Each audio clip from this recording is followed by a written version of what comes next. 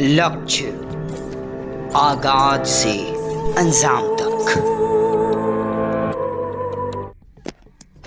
झारखंड के जमशेदपुर के सोनारी स्थित रैप 2 कैंप में अचानक अजगर सांप दिखते ही पुलिसकर्मियों के बीच हड़कंप मच गया।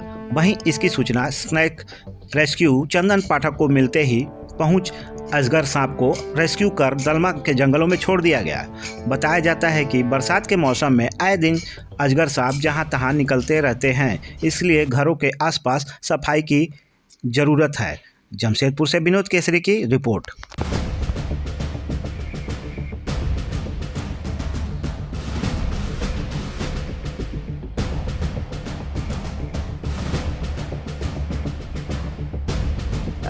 लगातार ताज़ा अपडेट्स पाने के लिए, खबरों के साथ जुड़े रहने के लिए देखते रहिए लक्ष्य समाचार। धन्यवाद। वीडियो के नीचे दिए गए इस लाल रंग के सब्सक्राइब के बटन को दबाकर चैनल को जरूर सब्सक्राइब कर लें और साथ ही लगे इस घंटी के बटन को भी जरूर दबाएं। तो अगली वीडियो में फिर मिलेंगे दोस्तों, तब तक के लिए धन्यवाद।